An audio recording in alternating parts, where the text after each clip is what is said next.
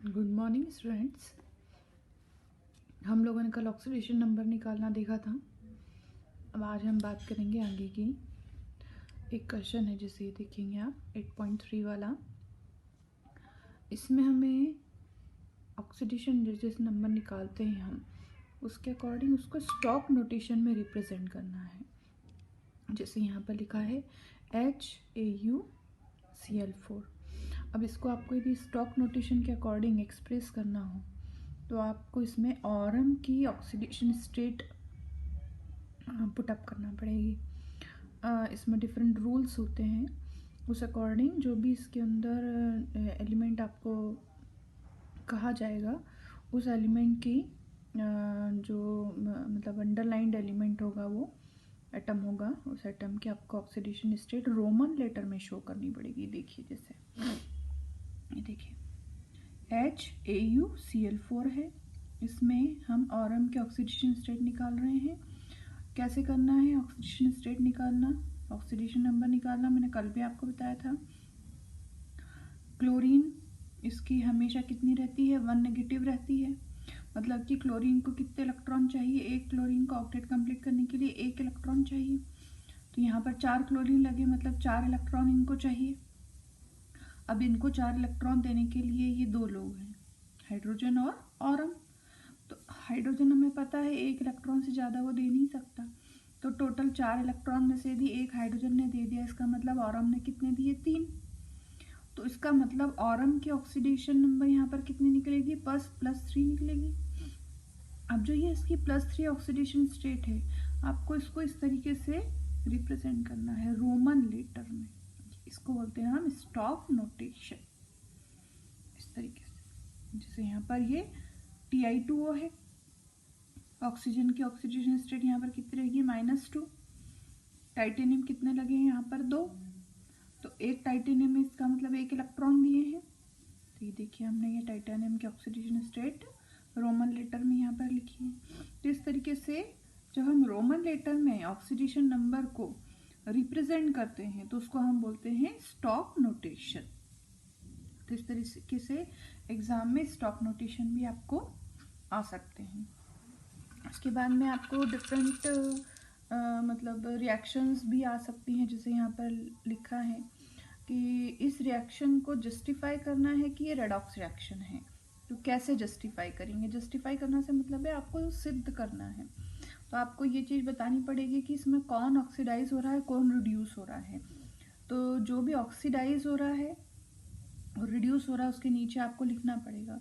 जैसे ये Cu2O है, यदि हम कॉपर की बात करते हैं तो यहाँ पर जो है कॉपर, ये देखिए इधर जाएगा कॉपर, तो यहाँ पर ये अपनी प्लस ऑक्सीडेशन स्टेट में था जिसमें से वो अब एलिमेंटल स्टेट में जा रहा है, इसका मतलब ये रिड्यूस हुआ है यहाँ पर, है।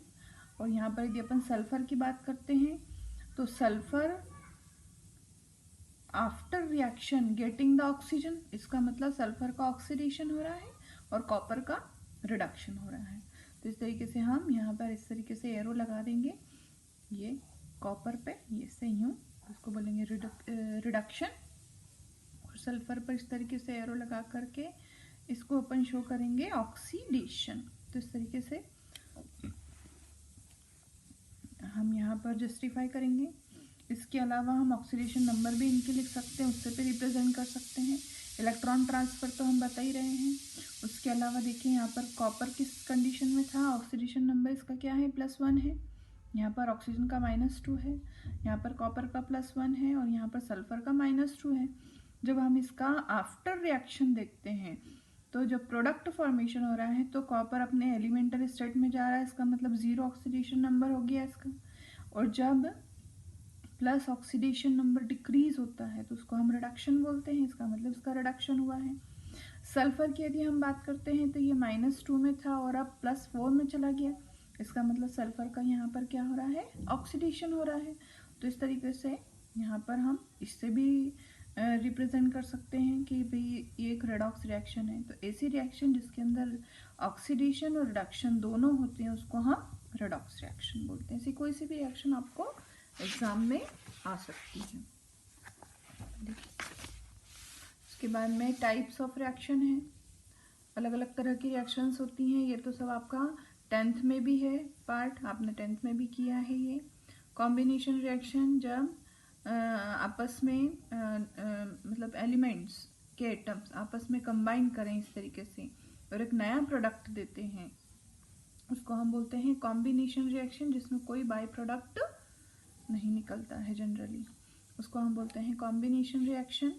और डिकम्पोजिशन रिएक्शन, जिसके अंदर पर्टिकुलर एक जो कंपाउंड है वो क्या होता है, टूटता है और मोर देन वन एंटाइटीज में डिकम्पोज होता है, उसको हम बोलते हैं डिकम्पोजिशन रिएक्शन। यहाँ पर लिखिए डिकम्पोजिशन रिएक्शन। आपको इनको डेफिनेशन और एग्जाम्पल के साथ में याद करना है।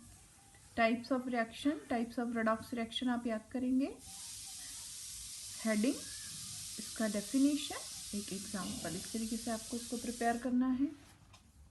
ये देखिए, फिर डिस्प्लेसमेंट रिएक्शन है, ये भी आपका पढ़ा हुआ है पहले का, छोटी क्लास में 10th में हमने पढ़ा है। x प्लस वाई जेड, इसमें क्या होगा कि x और z एक साथ हो जाएंगे और y अलग हो जाएगा। तो ये देखिए x ने क्या करा है, z के साथ में कॉम्बिनेशन बना लिया, ये देखिए, और y क्या हो गया है, यहाँ से डिस्प्लेस हो गया है। ये मेटल डिस्प्लेसमेंट रिएक्शन इसको हम बोलेंगे। यदि मेटल का होता है और नॉन मेटल का होता है तो उसको नॉन मेटल डिस्प्लेसमेंट रिएक्शन बोलेंगे। आप सिर्फ डिस्प्लेसमेंट रिएक्शन का एक एग्जाम्पल डेफिनेशन के साथ में प्रिपेयर करेंगे। ये आपका सब 10th में पढ़ा हुआ है, इतना सब प्रिपेयर करने की ज़रूरत नहीं है, कोई भी एक रिएक्शन आप इसमें से प्रिपेयर कर सकते हैं। उसके बाद में आता है डिसप्रपोर्टिनेशन रिएक्शन, ये आपके लिए नया है, ये आपने पहले नहीं पढ़ा है। डिसप्रपोर्टिनेशन रिएक्शंस मतलब वो होती हैं रिएक्शंस जिसमें जब more than one oxidation state में कोई एलिमेंट या एटम मिलता है तो उस एटम का ऑटोमेटिकली ट्रांसफ़र होता है। इट मीन्स कि ऑटोमेटिकली रिएक्शन उधर की तरफ मूव कर जाती है जहाँ पर वो एटम अपने आप को ज़्यादा कंफर्टेबल फील करता है। इट मीन्स कि जो ऑक्सीडेशन स्टेट में उस पर्टिकुलर एटम को ज़्यादा स्टेबिलिटी फील होती है वो रिएक्शन उधर की तरफ मूव कर जाती है। जैसे हम यहाँ देखें H2O2 है, हाइड्रोजन के ऑक्सीडेशन स्टेट +1 है, ऑक्सीजन की -1 है यहाँ पर, और आफ्टर रिएक्शन क्या हो रहा है, इस तरीके से रिएक्शन हो रही है। ये देखिए हाइड्रोजन की तो +1 है ही, यहाँ ऑक्सीजन की -2 आ गई है और ऑक्सीजन की इधर 0 आ गई है। तो अब यदि देखा जाए तो हाइड्रोजन तो सेम कंडीशन पे है, बट ऑक्सीजन की यदि ऑक्सीडेशन स्टेट की हम बात करें तो यहाँ -1 है लेकिन यहाँ -2 पर आ गया वो। तो इसकी मोस्ट कॉमन कौन सी मिलती है, ऑक्सीजन की -2 ही मिलती है, मतलब वो मोर कंफर्टेबल किधर मिलता है अपने को, -2 में मिलता है, इसलिए ये रिएक्शन ऑटोमेटिकली इधर की तरफ मूव कर जाएगी। इसीलिए H2O2 कैसा होता है, स्टेबल कंपाउंड नहीं है, वो जल्दी से ब्रेक डाउन होता है वाटर और ऑक्सीजन गैस में, तो इधर की तरफ रिएक्शन मूव करेगी फॉरवर्ड साइड में। क्यों, क्योंकि वो ऑटोमेटिकली डिसप्रपोर्टिनेट हो जाएगी उधर की तरफ जहाँ पर उसको ज़्यादा कंफर्टेबल फील होगा। इस तरीके से इसको हम बोलते हैं डिसप्रपोर्टिनेशन रिएक्शन। और उसके अलावा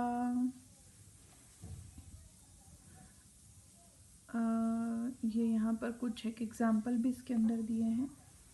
ये देखिए, which of the following species do not disproportionate reaction, do not show disproportionation reaction and Y. यहाँ पर लिखे हैं इन्होंने, कुछ एग्जाम्पल्स दिए हैं, तो इन्होंने पूछा है कि इसमें से कौन है जो डिसप्रपोर्टिनेशन रिएक्शन शो नहीं करेगा और क्यों नहीं करेगा।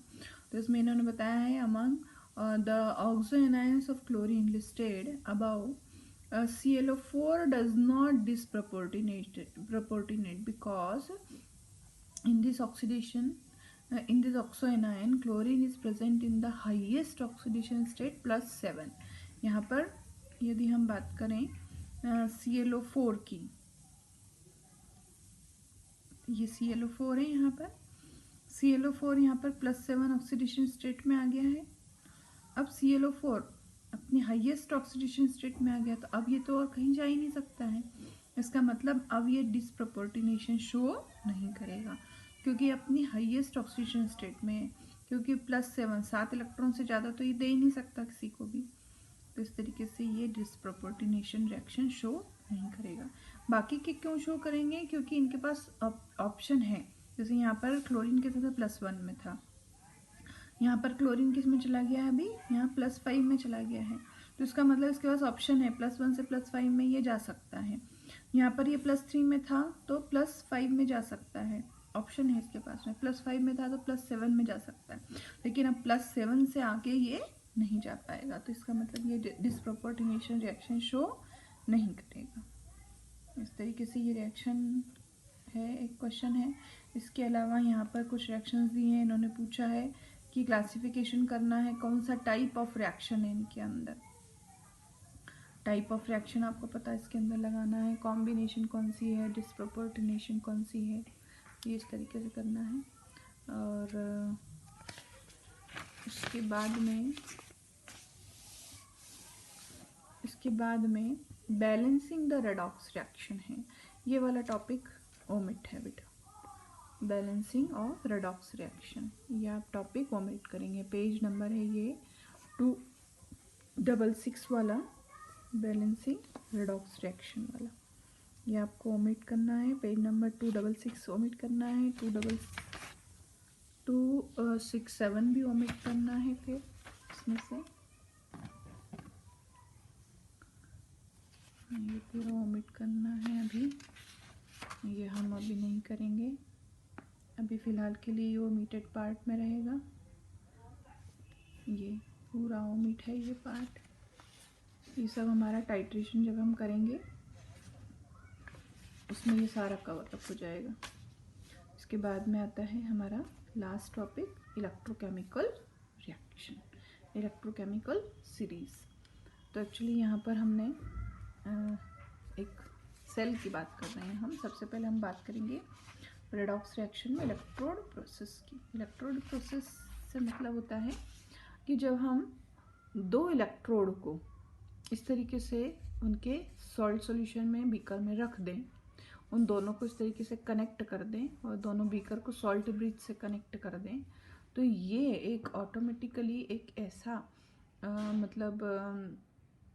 सेट हो जाती है ये चीज़, ऐसी एक पूरा सेटिंग बन जाती है ये, जिससे इलेक्ट्रिसिटी जनरेट होने लगती है। आपने देखा होगा सेल मिलते हैं बाज़ार में, तो वो सेल में फंक्शनिंग एक्चुअली क्या रहती है, वो इसी तरीके से फंक्शनिंग रहती है। ये इस तरीके से दो इलेक्ट्रोड रहते हैं, वो अपने सॉल्ट सॉल्यूशन में हैं और उनको इस तरीके से कनेक्ट किया जाता है। तो यहाँ पर एक्चुअली क्या होता है कि हर एक एटम का, हर एक एलिमेंट के एटम का एक उसका खुद का पावर होता है कि जैसे हमने इलेक्ट्रोनेगेटिविटी देखी है, इलेक्ट्रोनेगेटिविटी किसी की कम रहती है, किसी की ज़्यादा रहती है। तो जिसकी इलेक्ट्रोनेगेटिविटी ज़्यादा रहती है, जिसकी इलेक्ट्रोनेगेटिविटी ज़्यादा रहती है वो शेयर्ड पेयर अपनी तरफ इलेक्ट्रॉन को खींच के रखता है, उसके ऊपर चार्ज कौन सा आता है, नेगेटिव चार्ज आता है। और जिसकी इलेक्ट्रोनेगेटिविटी कम रहती है उसके ऊपर कौन सा चार्ज आता है, पॉजिटिव चार्ज आता है। तो इसी तरीके से इलेक्ट्रॉन लेना और देना, मतलब ऑक्सीडेशन या रिडक्शन, ये भी किसके ऊपर डिपेंड करता है, इनकी कैपेसिटी के ऊपर डिपेंड करता है। जैसे हम बात करें, यदि हम जिंक और कॉपर दो ऐसे इलेक्ट्रोड रख रहे हैं, अब इन दोनों में से कौन ऑक्सीडाइज होगा, कौन रिड्यूस होगा, ये डिपेंड करेगा इनकी पावर के ऊपर। जिसकी रिड्यूस होने की पावर ज़्यादा है वो रिड्यूस होगा, तो डेफिनेटली उसके अपोजिट जो कॉम्बिनेशन है वो क्या होगा, ऑक्सीडाइज होगा। जैसे हम यहाँ पर बात करें तो कॉपर की रिड्यूस होने की पावर ज़्यादा होती है। कॉपर क्या करता है, दो इलेक्ट्रॉन पिकअप करके और अपने रिड्यूस्ड फॉर्म में चला जाता है। ये कॉपर है, ये कॉपर की रॉड है, ये क्या कर रही है, इस सॉल्यूशन से दो इलेक्ट्रॉन पिक कर रही है और कहाँ जा रही है, इस रॉड के ऊपर डिपॉजिट हो रही है। इस बीकर में से कॉपर के आयंस इलेक्ट्रॉन को पिक कर रहे हैं इस तरीके से और यहाँ जा कर के डिपॉजिट हो रहे हैं। तो ये कॉपर के आयंस यहाँ क्यों आएंगे, क्योंकि यहाँ पर क्या भरा है, हमने कॉपर सल्फेट भरा हुआ है सॉल्यूशन में। तो ये कॉपर सल्फेट का सॉल्यूशन है, उस वजह से कॉपर के आयंस कहाँ जा रहे हैं, डिपॉजिट होके यहाँ जा रहे हैं। लेकिन क्योंकि यहाँ पर कॉपर रिड्यूस हो रहा है तो इसके अपोजिट वाला जो बीकर है उसमें हमने रखा हुआ है जिंक। अब इसमें जिंक क्या कर रहा है, इस रॉड में से जिंक बाहर निकल करके बीकर में आ रहा है, जिंक 2+ के फॉर्म में आ रहा है वो। और 2+ के फॉर्म में क्यों आ रहा है वो, क्योंकि उसकी रिड्यूस होने की पावर कम है कॉपर के कंपेरेटिवली। तो जब उसको रिड्यूस नहीं होना है तो उसके पास एक ही ऑप्शन बनता है, उसको ऑक्सीडाइज होना पड़ेगा। तो क्या कर रहा है, जिंक अपने 2 इलेक्ट्रोड इस रॉड पर छोड़ रहा है और खुद अपने कैटायनिक फॉर्म में नीचे आ रहा है। और यहाँ पर क्या कर रहा है, ये अपने आप को जिंक 2+ के फॉर्म में बीकर के अंदर लेकर के आ रहा है। मतलब ये 2 अपोजिट रिएक्शंस हो गई हैं। जिंक इलेक्ट्रॉन छोड़कर बीकर में आ रहा है और वो जो इलेक्ट्रॉन उसने छोड़े हैं वो इस रॉड के ऊपर गए। उस रॉड के ऊपर जैसी अवेलेबिलिटी ऑफ इलेक्ट्रॉन दिखी यहाँ के कॉपर को, तो वो कॉपर ने क्या करा, अपने इलेक्ट्रॉन अपनी रॉड पर से इलेक्ट्रॉन पिक करे और खुद जाकर के वहाँ डिपॉजिट हो गया। मतलब धीरे धीरे कुल मिलाकर के ऐसा होगा कि जिंक की रॉड पतली होती चली जाएगी, क्योंकि जिंक कहाँ जा रहा है, डिजोल्व होकर के सॉल्यूशन में आ रहा है। और यहाँ से इस सॉल्यूशन में से पूरा कॉपर डिपॉजिट होकर के इस रॉड पर जमा हो जाएगा, तो रॉड ये वाली मोटी हो जाएगी। तो ये जो रिएक्शन यहाँ पर चलेगी ये ऑटोमेटिक रिएक्शन होती है बेटा, इसमें कहीं भी कोई हमने इलेक्ट्रिसिटी पास नहीं की है, बल्कि इन दोनों को यदि हम कनेक्ट कर दें किसी एलईडी लाइट से तो एलईडी लाइट जलना लग जाएगी। क्यों, क्योंकि फ्लो ऑफ इलेक्ट्रॉन हो रहा है, इलेक्ट्रॉन फ्लो किधर की तरफ कर रहे हैं, इधर की तरफ फ्लो कर रहे हैं। तो जब भी ऐसे इलेक्ट्रॉन बहते हैं, ऐसे फ्लो करते हैं, तो उसको हम बोलते हैं ना इलेक्ट्रिसिटी जनरेट हो गई है। तो इस तरीके से एक सेल इस तरीके से फॉर्म होता है। तो कोई भी सेल, जैसे घड़ी में सेल लगा है या हमारे मोबाइल में बैटरी लगी होती है, तो बैटरी भी किससे बनती है, सेल के कॉम्बिनेशन से बनती है। तो इस तरीके की कोई सेल फॉर्मेशन जिसमें हम इलेक्ट्रिसिटी जनरेट करते हैं बाय द रेडॉक्स रिएक्शन, उसको हम बोलते हैं इलेक्ट्रोकेमिकल सेल। इलेक्ट्रोकेमिकल सेल मतलब क्या होता है, जो इलेक्ट्रिसिटी जनरेट करती है।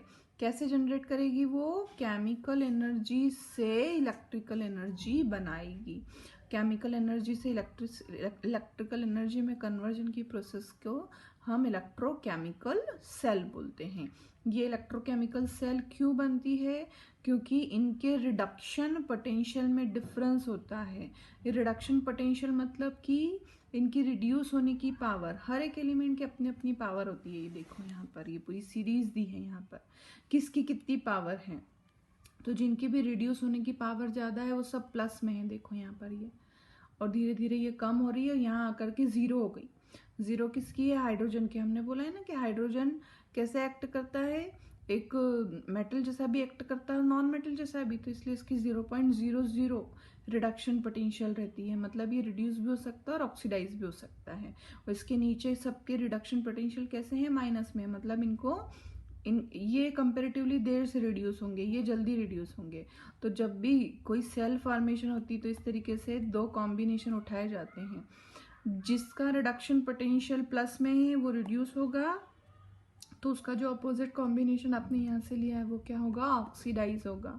और इस तरीके से उनको हमने सेल फॉर्मेशन करते हैं। तो एक इलेक्ट्रोकेमिकल सेल फॉर्मेशन होती है जो इलेक्ट्रिसिटी जनरेट करती है। तो इस तरीके से ये आपका एक इलेक्ट्रोकेमिकल सेल फॉर्मेशन हुआ है। एग्ज़ाम के लिए आपको प्रिपेयर करना है, इस तरीके से ये डायग्राम प्रिपेयर करना है इसका इलेक्ट्रोकेमिकल सेल का। इलेक्ट्रोकेमिकल सेल क्या होती है ये प्रिपेयर करना है। इलेक्ट्रोकेमिकल सेल जो इलेक्ट्रिसिटी जनरेट करती है बाय द केमिकल एनर्जी, उसको हम बोलते हैं इलेक्ट्रोकेमिकल सेल। तो इस तरीके से ये आपको प्रिपेयर करना है। इस सेल को हम गैल्वानिक सेल या वोल्टिक सेल भी बोलते हैं, इलेक्ट्रोकेमिकल सेल। तो ये इस तरीके से ये आपका चैप्टर यहाँ पर ख़त्म हुआ है। डायग्राम के साथ आप इसको प्रिपेयर करेंगे। ये यहाँ पर डिफरेंट इसके क्वेश्चंस हैं। इसके कुछ क्वेश्चंस मैंने आपको पीडीएफ बना के सेंड भी कर चुकी हूँ मैं। अब ऑक्सीडेशन नंबर निकालने की जितनी प्रैक्टिस आप करेंगे आपको उतनी ही जल्दी ये चैप्टर में मतलब प्रॉब्लम्स कम आएंगी। थोड़ा सा चैप्टर टिपिकल है, जब तक आप इसकी प्रैक्टिस नहीं करेंगे ऑक्सीडेशन नंबर निकालने की तब तक ये चैप्टर थोड़ा टफ जाएगा। यदि आपको इसको कोई प्रॉब्लम लगती है ऑक्सीडेशन नंबर निकालने में तो मेरे वीडियो को आप रिपीट में देखिए। आपको समझ में आएगा। फिर भी कोई प्रॉब्लम लगती है तो आप मुझसे पूछ सकते हैं।